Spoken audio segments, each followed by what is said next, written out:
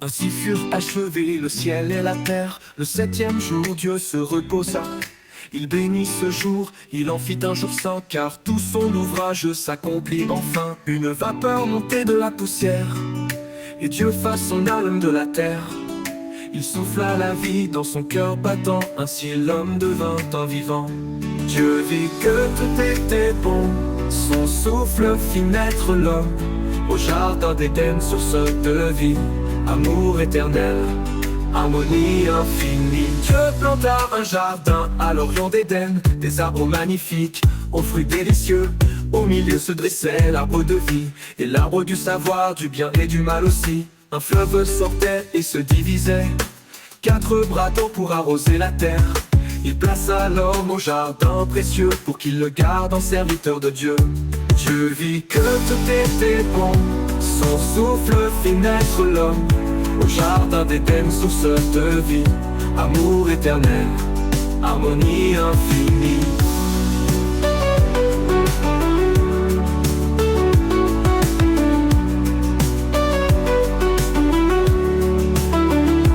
Dieu planta un jardin à l'orient d'Éden, des arbres magnifiques, aux fruits délicieux.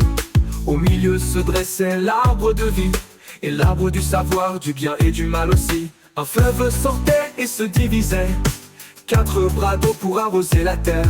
Il plaça l'homme au jardin précieux, pour qu'il le garde en serviteur de Dieu. Dieu vit que tout était bon, son souffle fit naître l'homme.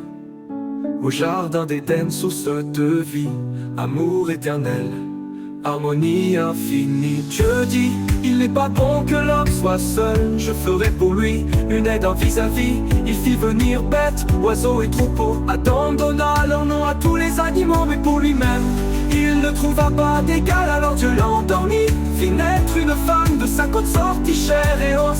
Adam s'écria, voici l'os de mes os.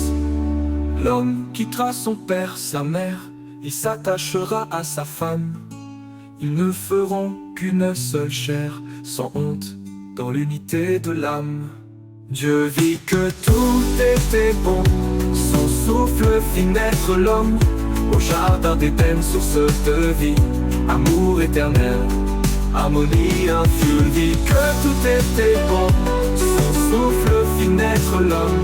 Au jardin d'Éden, source de vie, amour éternel, harmonie infinie.